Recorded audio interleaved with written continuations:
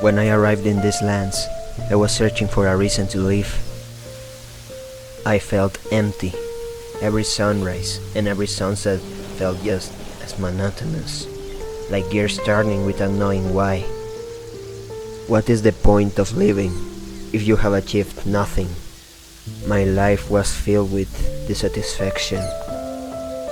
Then I learned that warriors came to these lands to prove their worth. Maybe the battlefield was the only thing that could fill me. Maybe this place could become my home, and even if it was dangerous, I could find shelter here. A place where I belonged. And so I arrived, with an axe in my hand, with no experience at all. A rabbit that fell into a pit filled with ferocious beasts. The world noticed this, but it did not kill it immediately. It let it exist. It wanted to see if that intruder could survive. A simple human wandering in a world far greater than himself, a world in constant imbalance. When night fell, darkness rose. The haunted, crimson mountains with eyes, living, breathing lands. Everything was a response to that imbalance. Even external forces gathered on the other side of the balance to shift it. Forces that were sealed and taken to the moon, yet destined to awaken with time. Darkness would grow stronger, and nights would get longer. Sooner or later, the moon would be the only thing left standing. The return of that unknown force was inevitable. A strange cult appeared in the dungeon, and I had to stop them. They were the final obstacle before facing a god.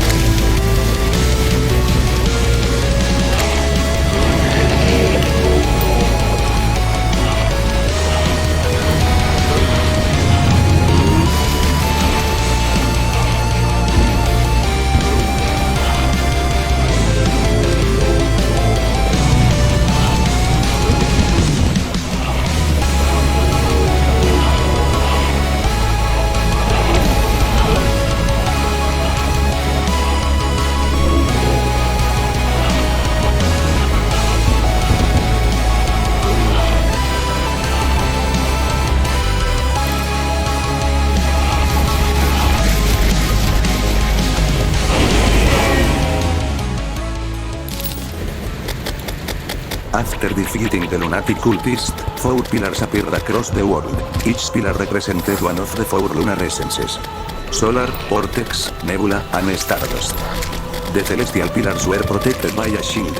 To break it, I had to face their respective hordes. Each horde had unique abilities. The Solar attacked in melee, the Vortex attacked from a distance, the Nebula used magic, and the Stardust used summoning attacks. After destroying the pillars, they dropped fragments, which were used to craft more powerful equipment. Using the Ancient Manipulator, I crafted the Vortex Beater, and the Daybreak. Moonlord appeared, and despite he did my best, he killed me anyway. So I reforged the Vortex Beater to Demonic.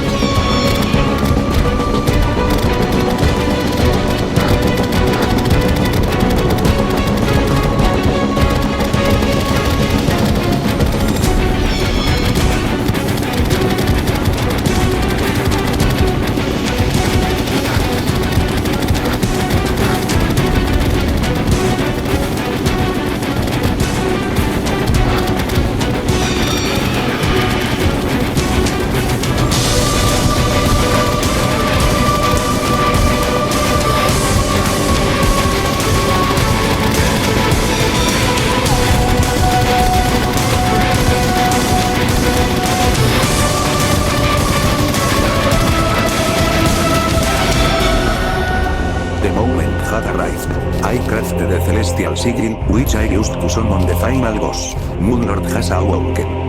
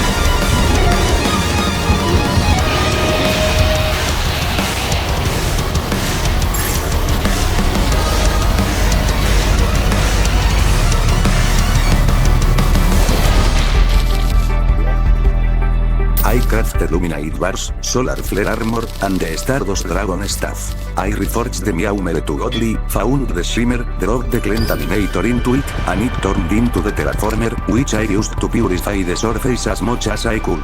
In the dungeon, I collected Ectoplasm by killing those. I opened the Plantera's treasure bag and obtained the Seedler. I crafted Spectre Bars and bought the Auto Hammer from the Truffle. With it, I crafted Shrumite Bars. In a hive, I killed the Queen Bee and obtained the Beekeeper. In a floating island, I got the Star Fury. I bought pumpkin seeds from the Dryad, planted them, and they grew into pumpkins, which I used to craft the Pumpkin Moon Medallion to summon the Halloween event.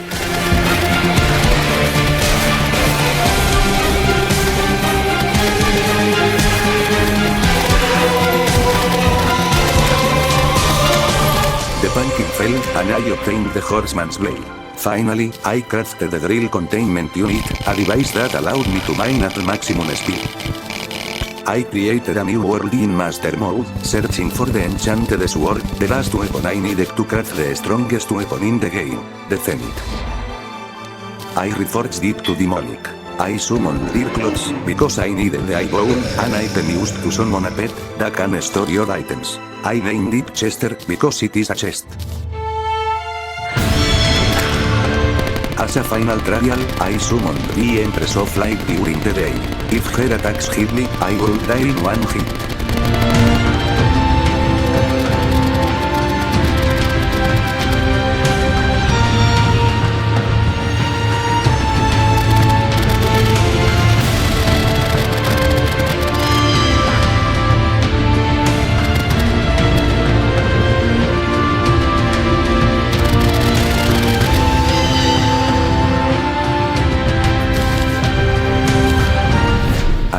Finally, I faced Moonlord in Master Mode.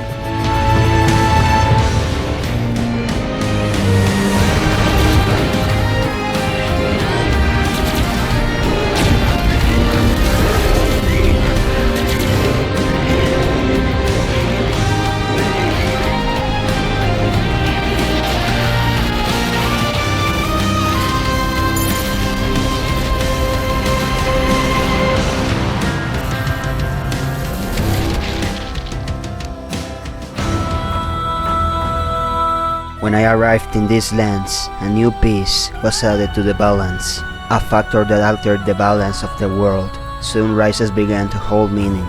The world was reshaping itself. As I moved through each biome, searching for meaning in the caverns and reaching toward the skies, I learned to forge, build, fish, mine, create. Soon, my eggs became one forged in lava, and then one made of a stellar essence. As I defeated each boss, as I overcame every trial, something within the unknown factor began to grow. That something was light. The rabbit did not just survive, it whipped out every beast within the pit. It was no longer prey, it had become a hunter, and the world took notice. Hope, ambition, and courage began to take the shape of a sun.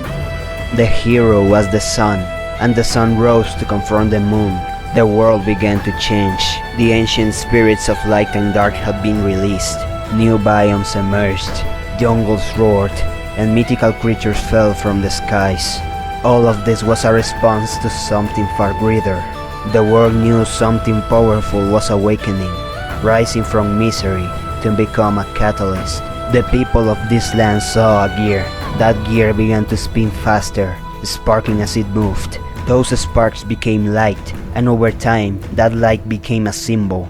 People began to follow it. Sunsets felt warmer. Rumors spread across the world, and more began to believe in that light. But even light was sometimes covered by darkness. The hero was consumed by rage. Doubt crept in. Solar eclipses began to appear. Yet even then, the light never truly disappeared. It did not yield. It fought. Even in the darkest days, the hero battled the darkness within, and that struggle made the light stronger. The world had known light long before the hero arrived. It had also seen how that light could twist and destroy with devastating power. It witnessed the hero's beard and chose to test him, to see whether he would use that light for himself or to guide others. The hero proved his worth. The world placed its faith in him, and that fate took the form of a blade meant to confront the darkness. The seal that held the moon fate, and with it, a devastating power was unleashed. On the other side of the balance stood the moon, a tyrant that arrived countless ages ago. So long ago he had become part of the world's own story. His goal had once been domination over a life. That was why he had been sealed. But after his defeat and return, he no longer sought to rule, he sought to destroy. The hero faced the tyrant and won. The night retreated, giving way once more to the light of day. The light rose, illuminating the path toward a new world. The hero became part of that world, and now the world depended on him. But in the end, the world will always seek balance. Darkness has existed since the beginning. It's inevitable. In time, it will return. It's the natural order of things. To save the world, I had to break that balance. The greatest threat was gone, but in doing so, I changed the world itself. Blood moons will still rise, creatures will still emerge from the depths. And in time, new threats will come to restore that balance. But now, I am part of it too. As long as I stand, the world and those who come after will find a way to keep that light alive, to guide the path forward, so they may witness the dawn of a grateful world once again. When I arrived in these lands, I was empty. Now, I have something to protect.